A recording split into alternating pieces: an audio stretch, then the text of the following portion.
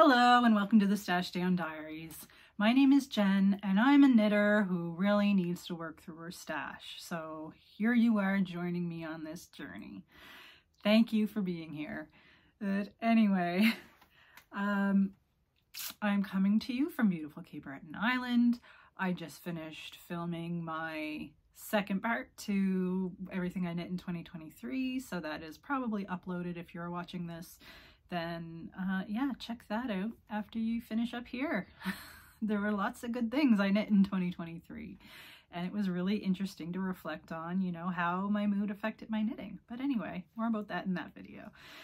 So I guess I will get started. I decided that since I wasn't home to record last weekend and I won't be home to record this weekend, that it wouldn't hurt to do a midweek recording of an episode, because then by the time I do get to record, it'll only be like a week and a half worth of stuff, you know. So I have things to talk about this week, one's in my hand, and I'll have things to talk about in a week and a half's time, so it'll work out. So yeah, because I won't be home this weekend to record. But anyway, so I guess we'll start with acquisitions because there are none. I don't foresee myself purchasing any yarn until maybe probably March. I do have things in mind that I would like to purchase, but I don't need to be casting them on just yet. So yeah, I'm just gonna keep on plugging through that stash until then. So let's talk about FOs.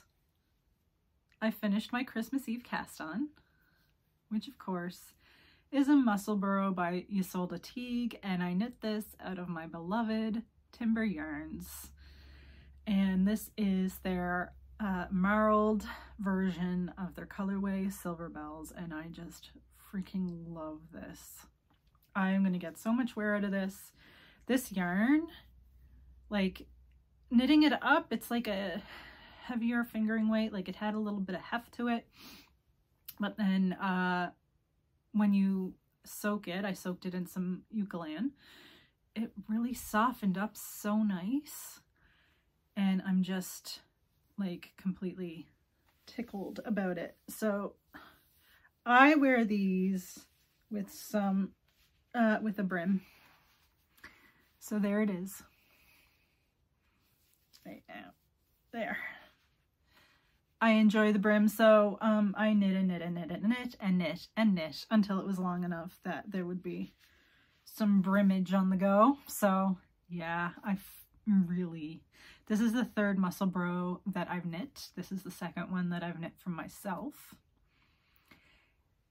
I saw this on their Instagram page, Timber Yarns' Instagram page, out of like a stripy marled color, but a different one. And I just was like, yes, I need that in my life. So yeah, I went to Tracy's Rolling Yarn Shop and lo and behold, this beautiful colorway was there and it was set to be my Christmas Eve cast on. And that is what I did. I just finished this yesterday on January 16th. And yeah, just had a soak last night and I put it on the heater to dry. It is nice and dry now. And yeah, the other thing too is that when I did the brim before I soaked it, is that it was still like, it was a bit tight, but after soaking it really relaxed the stitches a bit, and yeah, it fits so much better now. But anyway, that is my finished object of the week. Now let's talk about my month of scrappy knitting. So in my mind, what I wanted to accomplish, at least with my month of scrappy knitting, I will do a separate video on my goals and stuff for that, but I wanted to knit on each of my blankets that I have on the go. So I knitted, I finished up a ball of yarn on the jelly roll, and I talked about that in my last video. So then I moved on to the jigsaw puzzle blanket by Stephen West. And when I got to this month, so I had to put this down to work on gift knits, and that was kind of like my whole thing behind month of scrappy knitting. I wanted like a relaxed kind of knitting environment, if you will, and just nice mindless scrappy knitting. And I wanted to use up more scraps because it had been a while since I finished up an entire ball and then got to go into Ravelry and click all used up in there and make it disappear to a different tab. But anyway, so when I picked this back up, I was right here on this section. So I was just getting to the point where I had to pick up along these ridges as I knit across. And so I finished up that one, and then that was not good enough for me. So I knitted this section right here, this big V. That also wasn't good enough for me. So I did this like rainbow Felici section held double. I had this ball of Felici. I had knit socks and mitts out of the Felici, and I had a bunch left over. And I can't even remember the project that I started with it, but I held it double. And I didn't really like it, the project. So I frogged it, but then I had this ball of Felici that was held double, and I wasn't sure what to do with it. But anyway, since this blanket is either DK weight or fingering held double, I went ahead and did a section with that. And then I wasn't done yet because there was just a tiny little section that was next, so I knit this one. And this is not fingering weight, it is not DK weight. I think it is like an Aran or a chunky. It is a style color flow.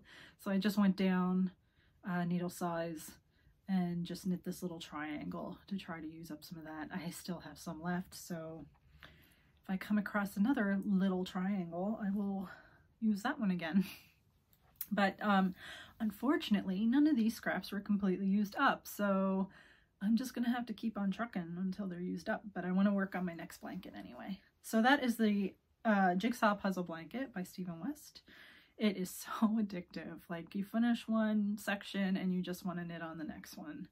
So I have to pick out a few more colors and weigh some of the little balls of yarn that I have, so that I can keep track of how many grams I'm knitting. But anyway, that is that. That is my month of scrappy knitting project for the week.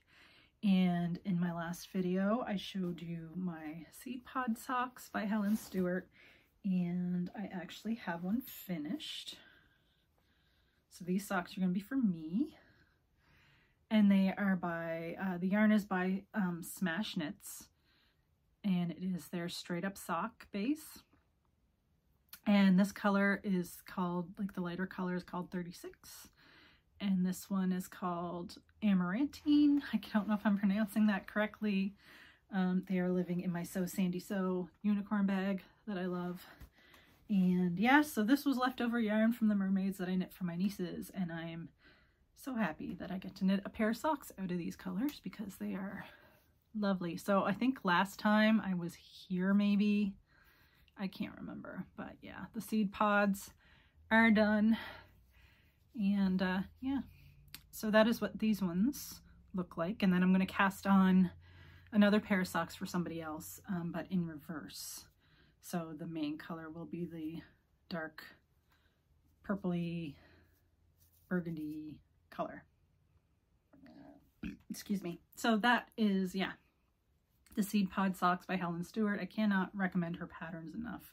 They are so easy to follow, and you can put them in the Knit Companion app and then move your little highlighter down, because your highlighter bar, because she has it all charted row by row by row by row. So it's just super easy to load that into the app and then just follow along with your little highlighter bar. You never lose your spot. So that is those. And then last time I showed you that I cast on my love note, because this is the year of garment knitting. And I did make some progress on this as well since I last popped on here. So I think I had just finished the lace section the last time. And since then I did the raglan increases and separated for the sleeves, and then knitted a bit of the body, a couple of inches or so of the body. So this is knitting up nicely. The yarn is Lizzie Ann Yarns in the Toasted Marshmallow colorway. I can't remember what their base is called. They're another one that just kind of disappeared on Instagram. I think last time I checked their account was still up, but they weren't posting anything. which is super sad because I love their yarns so much. It was one of my favorites when Bedeck Yarns was open. Anyway, I still have some in stash.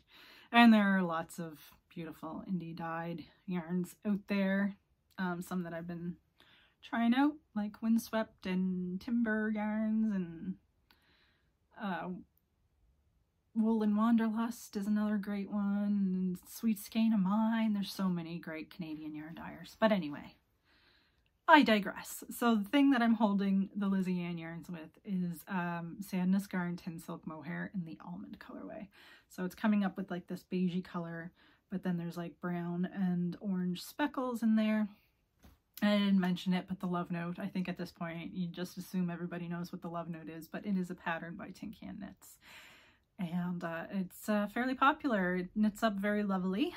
I'm planning to wear this like over dresses and stuff. So yeah, you start out with a provisional cast on. I don't know if you can see that, and then you do the neck last. I'm not a huge fan of provisional cast ons, but I do enjoy doing the neck last. Like, it's a unfortunate thing that you have to do in order to get to do your neck last, so that you do your neck like for as much as you want to do it. Like, it's just so more easily adjustable if you do it last. But anyway, so that is my love note. I'm going to keep working away on this. I'm fighting the urge to cast on another sweater, but why not cast on another sweater? Who's going to stop me? Am I breaking any laws by casting another sweater on? No. Just sometimes I tell myself that I have so many things on the needles right now. And yeah, I kind of do, but you know, I like sweaters and I need more. I only knit one last year, if you watched my everything I knit in 2023 video. All right, so this week I'm going to talk about the return of the Saltwater Stash-down. If you have not seen previous videos where I talked about the Saltwater Stash-down, it is just me knitting through the saltwater knitting books. So, oh, try not to drop them. So Christine LeGros and Shirley A. Scott are two knitwear designers from Newfoundland, and they started their like saltwater series with the Saltwater Mittens book, which is this one right here. And these are great traditional knitting patterns from Newfoundland. For those who don't know, Newfoundland is like right next to Cape Breton, so they're very suitable for the similar climate that we have here, because the color work kind of doubles up the fabric a bit, and you use the rustic yarn. I use the Briggs & Little to knit with them, and then they're just like practically bulletproof. They're knit at a relatively tight gauge, so it can be tricky for people with arthritis, but there are other yarns you can use that aren't as rough on the hands. So yeah, they can be knit with any worsted weight wool. It's just that the Briggs & Little is just so nice and rustic. It just works up really well and keeps the wind out and the cold, the damp. It's very damp here. So anyway, so they started with Saltwater Mittens, and then they did Saltwater Classics. So there were more mittens in here, but there were also like other things like, well, you can see hats. I think there might have been like leg warmers or something in here. There's like, I know they did like a kettle cozy and different things, but I might be getting, some of them I'm getting mixed up with the other books, because you will see there's another one. So that was Saltwater Classics, and then they came out with Saltwater Gifts. So even more wonderful patterns. And then a year ago-ish, a little over a year ago, I think it was the fall of 2022, they came out with Saltwater Socks. So I've decided, like, even though I've I've knit a few of the patterns from a few of the books, I've decided to start from the beginning and knit through the books, but go like round 1, so all the first patterns in the book, and then round 2, all the second patterns in the book, and round 3, all the third patterns in the books. So you get it. Last year in 2023, I did round 1. And you would see those projects in my Everything I Knit in 2023 videos, or if you watched my regular episodes earlier in the year. I knit them around the summertime into September or October. I can't remember, and then I had to get busy with gift knitting. So now I'm returning back to my Saltwater Stash-down, and we're going to talk about round 2. And I have them clipped in each book. Okay, so this one, these are called the Mug Up Fingerless Mitts. Here they are here. I have it, you can see I've been working on it and I have it clipped there. But this is what these ones look like. They are a trigger mitt. It's very glary. They are a trigger mitt for women. And so I did start with these. These are the second pattern in the Saltwater Mittens book. I'm knitting them out of Briggs & Little. This is Plum. And this is Fundy Fog in their Heritage base.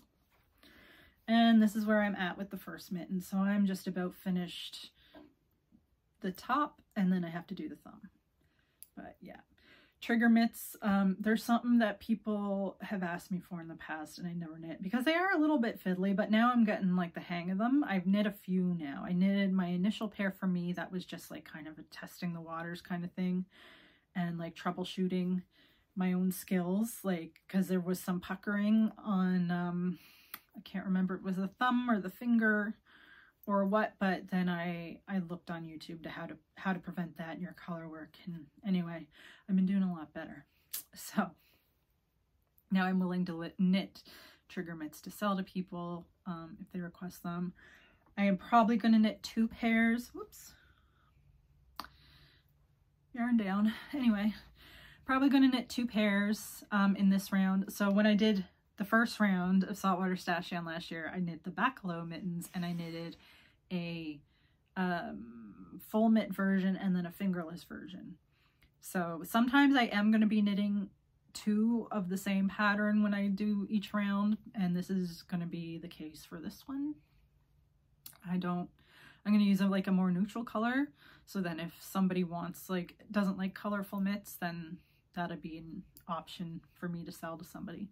But anyway, so yeah, so these are the Mug Up Fingerless Mitts. And then there's also like a version where it's like super long cuff on them, but I went with the shorter one because I made these ones for myself and I liked the shorter cuff. And these are super handy if you want a little more dexterity when you're shoveling, or if you're driving or anything like that. You want another like finger grip on the steering wheel, and they are super warm. So anyway, so that is the first pattern in round 2, sorry, of my Saltwater Stash-down. Working through my Briggs & Little stash. And so this is the second pattern in Saltwater Classics. So that's the next book. And it is the Moose Cap. And I did knit one of these as a Christmas gift, but I'm going to knit another one as part of my Saltwater Stash-down, because I enjoyed knitting it so much, and why not? Like, there's all kinds of things that I knit out of these books that I'm re-knitting as I go through my Saltwater Stash-down. So the big thing is that I like to play with color. So yeah, I'm going to be doing something a little more colorful, I think, this time with this one. I have to like go through my stash and see what I want to do. But so this is, yeah, the second pattern out of from round 2 of Saltwater Stash-down. I have not cast it on yet, but it is in the near future. Okay, so then there's Saltwater Gifts. I think this one is a hat pattern as well. Yep, so this is the turn back cap. So it's very glary, very glary. Can we, not with the glare. Oh, there we go. Wait, I just need to slant it a little bit. Yeah, so there it is. This nice hat with like ear flaps. I will knit the first one and see how it goes and then decide if I want to knit a second one or not. But anyway, that's what that one looks like.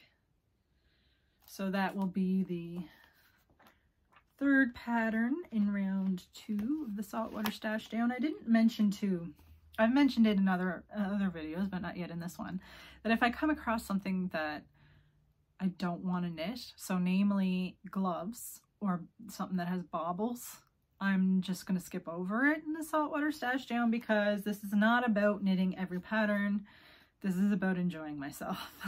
So I will not enjoy myself if I knit baubles or gloves. So, because like the trigger finger mitts, I find them fiddly enough. So anyway, so then in Saltwater Socks, the next pattern is Sound Waves, which is a sock pattern. Super fun. I have the main yarn color picked out for it, but I don't have the contrasting, like the stripes, picked out yet. Shouldn't be too difficult. So I might have some I have some drops that are in like a gradient, and I have some Zobber ball left, so we'll see. We'll see what I come up with, but I don't have to think about that until I knit the other ones. Because I have a couple of pairs of socks I have to finish now anyway, so don't want to cast on another pair of socks yet. But this one is out of fingering weight, so anyway. So that's that for Saltwater Stashdown, and that is that for this video. Upcoming, I think I am going to be doing a Scrappy knitting video. Probably next week.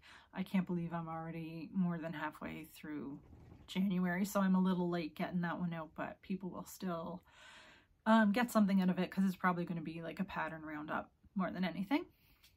And yeah, so that is it.